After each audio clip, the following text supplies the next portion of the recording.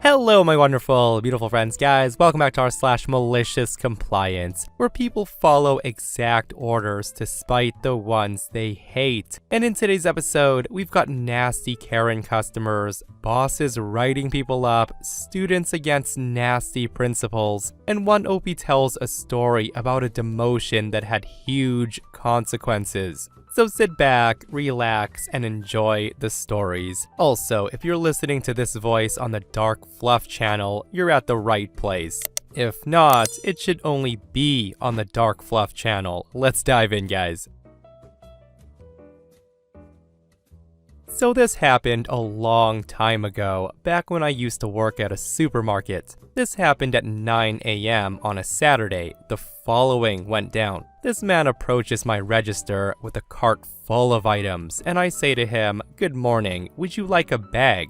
And this is when the customer sarcastically says to me, "No, I'm gonna carry all of these by themselves, every single one of them." Now, it must have been the underpay, the rude tone, or the fact that I was just so tired of customers being nasty, but I decided to go along with it. So me, beaming, said to him, "Okay, sir, no problem." I then proceed to scan all of his items and charge him. The man paid, and he stood there blankly, staring at his groceries for a moment before looking at me. The guy then asked, "So, where are my bags?" That's when I say to him, "Oh, I'm so sorry, sir. I thought you said you were gonna carry all of these items." The guy then gets angry and says, "Well, obviously I can't carry all of this without a bag. It's over 30 items. I then say, "Oh, okay, well in that case." I then proceed to go through the usual single-use or reusable bag spiel. And then, wouldn't you know it, we were out of the bags he wanted, so I had to call a manager to bring some more bags to me, which always took ages in the supermarket. The customer then had to dig out his wallet and card to pay a tiny amount for some bags, and then I hand them to him with a smile and a receipt. And I watched while he bagged his own groceries, scowling the whole time. Normally, I would scan and bag, but as he didn't want bags to start with, I didn't offer and the guy didn't ask. All in all, a 5-minute transaction took a good 15 minutes and he never pulled that with me again. I have no idea what he thought would happen while he watched me scan everything and pile it up in a very obviously non-bagged heap. But hey, the guy said no bags. You know what? Sometimes you have to give a snarky customer exactly what they ask for. And this person says, I would have said to him straight-faced, "That'll be very impressive, sir. Are you sure a bag wouldn't be easier?" Always run with the customer sarcasm unless you know them well. It's not worth risking a manager deciding that you were at fault, though it's not like you can stop that either. And guys, this person shares a short comment about a similar customer's orders backfiring. They say, "For some context, I used to work at this convenience store, and this franchise has been in trouble in the past for selling alcohol to underage people. So they instituted a policy of, I don't care how old you look, we need to see ID. So even people who are obviously old enough to buy beer need to show ID. Hell, they even have my birthday memorized at this point, and they still won't sell to me if I don't show ID. It's the law." That said, the day this happened, I was working with someone else. A guy comes in to buy beer and he didn't have ID, and my coworker tells him, "No ID, no beer." The guy continued to argue that he was old enough, and if she didn't believe him, to call the police. So she did.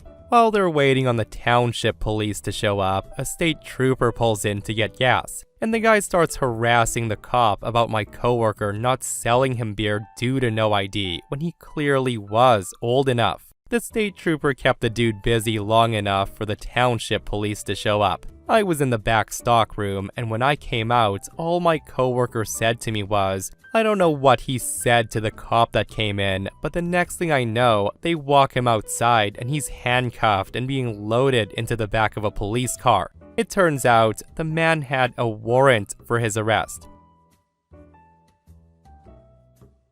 To begin, I work at a small regional airport that mostly caters to chartered flights. This means we have a lot of private jets coming in and out. We cater to the passengers, and when the passengers have everything they need, we make sure the pilots have their aircraft fueled up, have coffee, newspapers, and whatever else they need. Most pilots are very nice and they even tip. But one pilot was not so nice. In fact, he was especially mean, like the guy was a Karen. We have a term for him in the aviation industry, Sky King, so we'll call him Sky King from now on. As a bit of background, it was a Tuesday, and we're expecting it to be a slow day, so I was working alone. I was responsible for taking care of aircraft and the pilots, as well as ringing them up for their charges, running the front desk, and taking care of miscellaneous work around the airport. We also keep a cell phone on us, so when someone calls the office while we're out doing other things, they have a direct way of contacting us. We even have a sign that we put up on the front desk that says, "Our line crew is out working on the ramp or in one of the hangars. If you need assistance, please call this number." When this happened, I parked the airplane, ensure the aircraft is chalked and secure, then take care of the passengers by bringing their rental car next to the aircraft and loading their luggage. They were friendly and appreciative. Once that was settled, I peek into the airplane to talk to the pilots. I ask how their flight was and what they would be needing. The co-pilot said they're picking up more passengers in about 30 minutes, and knowing that it takes quite a while to fuel a large airplane, I ask if they needed fuel for a rather quick turnaround. That's when the Sky King comes storming out of the cockpit and he scoffs and says, "Did you really just ask if we need fuel?"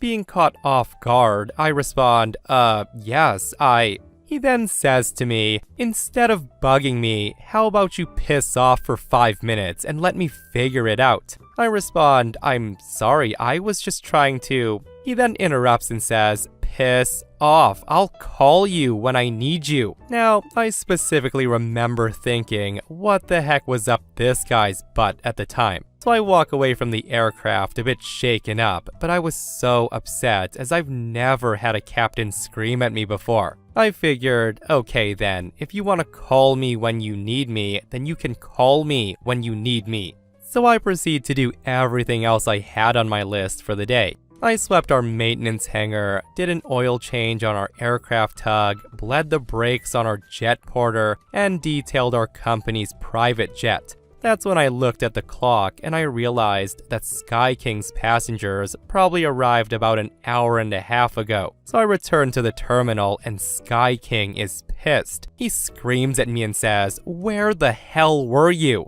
I respond, "I was doing maintenance. You said you'd call me when you needed me." He then says, "Well, how was I supposed to find you in this entire airfield, huh?" This is when I gesture to our sign on the front desk, and I said loudly enough for the passengers to hear, "If you needed me, we have our number right there. Have they been waiting on you this whole time?" Sky King turns absolutely red in the face, seeing his answer right in front of him. He says to me, "We need 500 gallons of Jet A, quick." And I put on my most smug grin and I say, 500 gallons coming right up. I bring the fuel truck around and I fuel them up. It takes a solid 10 minutes, and then start loading the passengers' baggage while Sky King and his co-pilot ready the airplane. I apologize profusely to the passengers, and to my delight, they take my side. They said, "I can't believe he didn't see the sign." The best part was when he had to come back in to pay for the fuel with his company card. Knowing he was hours behind schedule, I took my sweet time ringing him up. I even asked with a smug grin on my face, "Do you want a newspaper to read on the flight?" The guy left without another word, and that, my friends, was a very well played malicious compliance and well deserved. And we can agree that there was no need to be that a-hole-ish, right? In my opinion, very unprofessional for an airline captain. A simple, I don't know, "Give me a few minutes to check" would have sufficed. And this person comments, "As someone who's quite familiar with your role and industry, good for you, F that guy." I would only say that it sucks for the passengers, but it made me have a grin on my face when you said they took your side. So about 15 years ago, when I was in my last year of college, I was working at a pay-by-the-hour daycare. Although it was a typical college job for me, I still did my best and I made sure to show up on time, work the station I was supposed to work, and do my best at whatever task I was supposed to do. Imagine my surprise when I get a call on my day off asking where I was and why I wasn't coming in. I explained to them, well, it's my day off, I don't work today. That's when I was informed that my name's on the schedule and this would be treated as a no-call, no-show. That means a write-up. The rest of the night was spent worrying about not going to work and wondering how I messed up so badly. I came into work on my next shift where a manager and the assistant manager proceed to give me the write-up. They condescendingly show me the schedule like they're gonna show me how to read it, when I notice that the person who normally works the shift that I missed had their name crossed out and my name put in their place. I point this out to them and they explained that on the morning I missed my afternoon shift, the original person called out, and I was slated to replace her. And the thing is, they didn't call me to let me know, or I would have happily come in for extra cash. Naturally, I was a bit hesitant to sign a write-up because they changed my shift and they didn't tell me. At this information, my manager simply said, "It's your responsibility to know your work schedule, my dear." I respond, "Well, even if you change it the day of and you don't call me, how does that work?" I could see the wheels turning in her head, and she doubles down and said, "Yes, you're an adult. This is the real world, and you're expected to know when you're scheduled to work. You should have called to double check your schedule." So with that, cue malicious compliance time. There were 3 main shifts at this daycare: morning, afternoon, and evening. I called before every single shift of every single day. I even called on days I was supposed to work and on days I wasn't. After all, as a responsible adult, it's my responsibility to make sure my schedule doesn't change, right? I would call in and say something like, "Hi, this is OP. I'm just calling to double check if I'm on the schedule for next shift. My copy says I work at this time."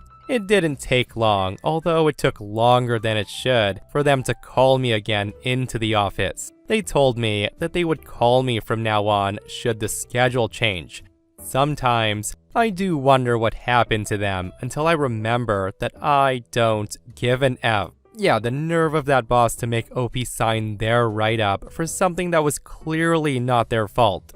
And apparently, this thing happens to a lot of people at their jobs. And the top comment on this post says, "That sort of thing happened to me with my first job. I was hired mid-schedule. The manager told me to check the schedule on Thursday to see when I would be working, as I wouldn't be added until the next week. When I checked, I wasn't on the schedule. The manager was on vacation until the following Monday. When I went in Monday afternoon to ask why I hadn't been put on the schedule, he greets me with, "You have a lot of nerve coming in here today." I respond, "Why?" He then screams at me and says, "You didn't show up for your shifts over the weekend. I should fire you right now." I then respond, "But I checked. I wasn't on the schedule." He then grabs the schedule off the counter and he points to a name on the sheet and he says, "Right here, you were scheduled for Friday and Saturday." That's when I say to the manager, "My name isn't Sharon." He then says, "Well, you should have come in anyways." Absolutely ridiculous, right? And I hope that OP quit right then and there, because nothing like when a boss mucks up and tries to blame the poor worker, right? And guys, since we're on the topic of bosses mucking up, listen to this next post where OP's boss messes up big time by demoting them. So this happened decades ago. I was the manager of a programming department. I initially had 5 programmers reporting to me, and I was able to spend half my time programming and half the time managing. I had always gotten exceeds or far exceeds expectations on my annual reviews. About 10 years later, my team had 25 people and I was spending less and less time programming. Fast forward a few years and I missed 2 months during the year for a surgery and a hospital stay. And during my annual review, my boss, who knew nothing about programming, told me that I wasn't doing a good job and the programming department was missing completion dates. I just said to him that's probably because I was in the hospital. He then wanted me to go back to just programming, and I was stripped of my manager position, and I was to only focus on programming, nothing else. I was pissed off, but I told him I can do that. I told my former staff what happened, and I told them to direct all questions to my boss, who knew zero about programming. He was so overwhelmed, and soon, senior management figured out that my boss was the problem, not me. They canned him immediately, and they replaced him with the VP of programming in the UK. I'm in the US. Now, she was great, since she started as a programmer and she was an excellent boss in general. Since I was just a programmer now, all of the managers were in the UK, and I told my former staff to direct all questions to their new bosses in the UK. Since there was a 6-hour time difference and we only overlapped 2 to 3 hours a day, that meant getting questions answered in a timely manner was quite difficult. In the meantime, my health wasn't the best, and my doctor told me that I should go to a 4-day, 32-hour work week so my health wouldn't continue to suffer. Since my employer was a strict 40-hour week company, I looked for another job and I got 8 job offers in about a month. I was ready to resign. Finally, after a few months, my new boss asked me to be a manager again because of the time difference between the US and UK, because I had the most experience as a programmer in the company. Instead, I gave her my resignation and I explained why. She asked me what it would take to get me to stay, and I told her I wanted a 10% raise, I wanted a 4-day, 32-hour work week, and some more vacation time. I gave her 24 hours to respond. She spoke to higher-ups, and finally, she came back the next day and she agreed. Guys, the post ends right there, but it's always nice when companies recognize how valuable their employees are. Like, I read a lot of malicious compliance stories about bad companies, and I gotta say, I'm really impressed that the company had people smart enough to realize a mistake had been made, and they worked to resolve it. As for OP's old boss, well, good riddance is what I say.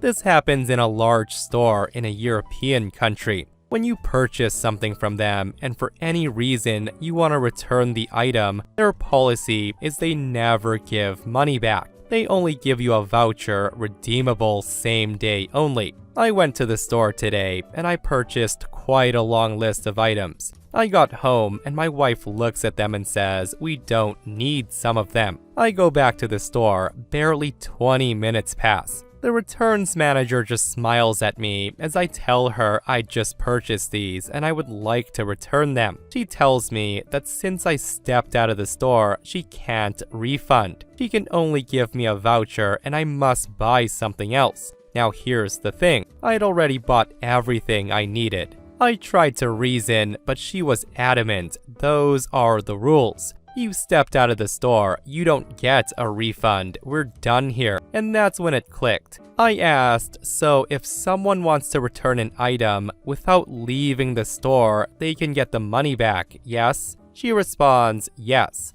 You see where this is heading, malicious compliance kicking in. So I asked to return the items and get the store credit voucher. I then take the voucher, browse the store, and I find a product exactly the same amount. I buy it with the voucher. Right after the cashier, I head straight to the returns manager. I hand her that random product I had just bought, and I say, I would like to return this, I don't want it, and I never left the store. Right about now, she's looking at me with barely contained rage in her eyes, I kid you not. The awkward pause was getting longer, and then her manager comes along. He looks at us, and I smile and say, I never left the store, and I would like to get a refund for this, please. He nods. Silent and not looking at me, she proceeds to refund me the money in cash. Company policy, right?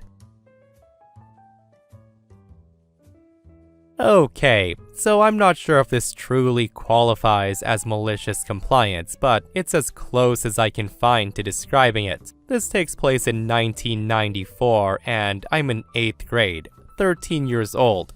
I'm at a private religious school that had some very interesting rules, one of which is that we're not allowed to bring meat to school. Now, neither myself nor my family subscribed to the school's religion, but it happened to be the best private school in the area, so this is where I landed. Also, a little background. I have blood sugar issues that have since become more manageable, but due to the dietary restrictions and general rules of the school, I wasn't allowed to eat as often or as nutritiously as was necessary in order for me to maintain myself throughout the day. As such, I was often irritable, and before long, I was labeled as a troublemaker. That said, on a Thursday afternoon in the spring, I had a particularly bad blood sugar episode after gym class, and I had to be sent to the nurse. Now, nurse is in quotations because although she had basic medical training, it was only enough to placate the school's insurance, and per their religion, she did absolutely nothing but allow me to lie down and pray until I felt better. But the thing is, I straight up passed out. Like, for the rest of the school day. I was actually stirred back to consciousness by the sound of my mom screaming bloody murder at the principal, the nurse, and the receptionist about 30 feet away. However motivating the ruckus was, I couldn't pull myself off the cot. My mom had to carry me to the car and drive me to the emergency room for emergency rehydration.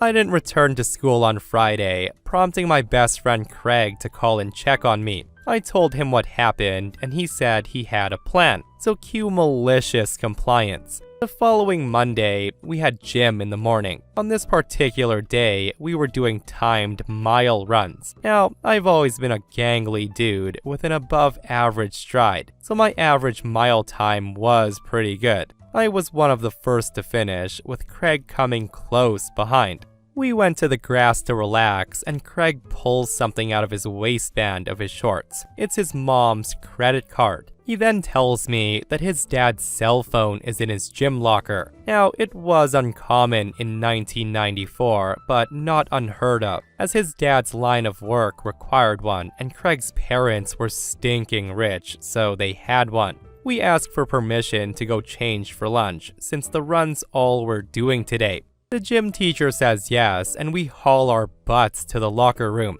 We get to the locker room, and we begin to enact our plan. Craig calls Pizza Hut, and he orders a large meat lover's pizza to be delivered to us at the school. Now, this school has strict but ambiguously written rules about students conducting financial transactions on school grounds, so we used the credit card to pay for the pizza over the phone, so no money changed hands on the property. Fast forward 25 minutes, and Craig and I are sitting in the cafeteria with our friends. The two of us are not eating. Enter the Pizza Hut guy, who thankfully seemed intrigued by what happened. Now, imagine you're a pizza guy called to a school cafeteria with a single pizza. Every eye in the room was on this guy as he awkwardly said, "I have a large meat lovers for a Craig so-and-so." Craig and I look at each other and we leap up. We run to Pizza Hut guy and Craig says, "I'm Craig so-and-so. That's for me." He then shows the Pizza Hut guy the credit card used to place the order, and the Pizza Hut guy seems okay with this. At this very moment, the principal, who we'll call Principal C-Word, comes running out of his office. Craig and I lift the lid on the box to inspect the pizza before taking it from him. Principal C-Word gets hit in the face with a wave of hot meat fumes, and he absolutely loses his mind. Like the guy slaps the pizza box closed and sending it to the floor. Craig and I were then taken by the ear to the office, where we were told to wait for our parents. My mom arrived 15 minutes later, absolutely furious she had to leave work, and Craig's dad, who had been at home waiting for the phone to ring, arrived a couple of minutes later. This is the conversation that followed. It went something like this. Principal C-Word says, "Your boys violated the rules and they're subject to expulsion." Craig's dad then asked, what exactly did they do? Principal says they brought meat to school and they conducted a financial transaction on school grounds. My mom then says, didn't you say they had it delivered? He then stammers and says, well, yes, but what does that have to do with? My mom then says, so they didn't bring it then. Principal said, well, they had it brought, it's the same thing. This is when Craig's dad chimes in and says, show me the student handbook. Lo and behold, it doesn't say anything about being brought meat at school, only bringing it ourselves, which is one down. Principal then says, that still doesn't excuse the financial transaction rule. My mom asked, well, how was the pizza paid for? He then says, I assume it was cash, since neither of these boys are old enough to have a credit card. This is when Craig's dad says, see, that's where you're wrong. We gave Craig a credit card just in case of emergencies. Principal then goes on to say, name one instance in which ordering a pizza is an emergency. Craig's dad then tells him, correct me if I'm wrong, but wasn't his friend there hospitalized last week for blood sugar related exhaustion and dehydration? At this point, the principal just stammers. Craig's dad then goes on to say, I've wasted enough of my time here today, and I'm starting to think that I've wasted enough of my money here overall. If you want to expel my kid, fine. I'll pull all 4 of my other kids out. Now, you're losing 5 tuition checks a month over pizza, and some kids who apparently know your rules better than you do. The principal ends up backpedaling hard, giving out apologies left and right, and we got off without any repercussions. To put the cherry on top of this whole thing, Craig's dad then points out the rule about finishing your entire lunch or getting into trouble. He then says to the principal, since you kept these boys in the office for their entire lunch period, you have to give them the opportunity to follow the rules like everyone else. In the end, Craig and I got to sit in the cafeteria by ourselves for an entire period, eating our now cold victory pizza. What a win that was, guys, and if I were OP, I'd be feeling like $1,000,000 after winning that one. And I bet that cold pizza was the best pizza they've ever eaten. Like, that's gotta be the highlight of OP's childhood right there, defeating a nasty principal. So my dad is simple, to say the least. I often work with him on projects around the house. And sometimes, when we shop, I split with him, while my mom and sister go their separate way. Now, about my dad is he has this horrible habit of telling me to grab something. Let's just say he says, get me that bag, and he loosely gestures to a general area. And when I ask him what he wants me to grab, he gets upset and tells me not to smart-mouth him. Then, when I inevitably grab every single bag in the area he pointed to, he'll go over and he'll grab a box. Now, it's not a huge difference, but it's enough to be a problem. Same with working on cars. He'll tell me to hand him a wrench, and after I've handed him every single wrench in the toolbox, he'll get mad at me and he'll grab a screwdriver. Or he'll just start saying something and he'll trail off without finishing. And whenever I try to clarify what he's saying, he'll get mad at me for backtalking. And yes, he still expected me to understand what he's saying. And no, it's not due to a medical issue. Also, if he wants me to grab something from a specific area, he'll gesture loosely and he'll say something like, it's over there. He'll never clarify where he wants me to look for it. Lastly, he'll not say my name. So if there's more than one person, it gets confusing. He, of course, gets upset about me not understanding that either. I've tried to have a conversation with him about it, but he just says, use your own effing judgment. So fine, I'm tired of asking for clarification and him getting upset. So recently, when he asks me to grab him something, I'll get exactly what he asks me to get him,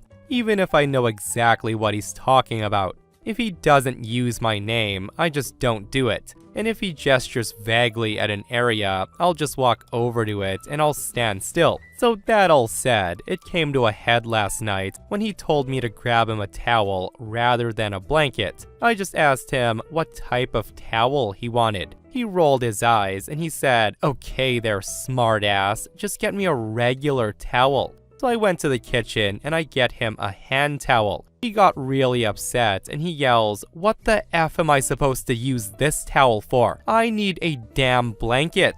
I just looked at him dead in his eyes and I said, "Oh, I'm sorry. I was just using my own effing judgment like you told me, father." He got really quiet and he called me a dense idiot, but I think that from now on, he's gonna put effort into what he says because this morning, instead of telling me to grab him a ladle for his cereal, he asked for a spoon. I'm not a hopeful person, but I think I won. Small success, guys. Small success. Also, I promise, he's got no medical issues that are causing him to have a speech impediment. We've had him tested and treated for a lot of things, and I can safely assure you it's nothing aside from him just not giving a crap about what comes out of his mouth. Even if we hadn't gotten him tested, I could tell because when I called him out, he instantly starts correcting himself.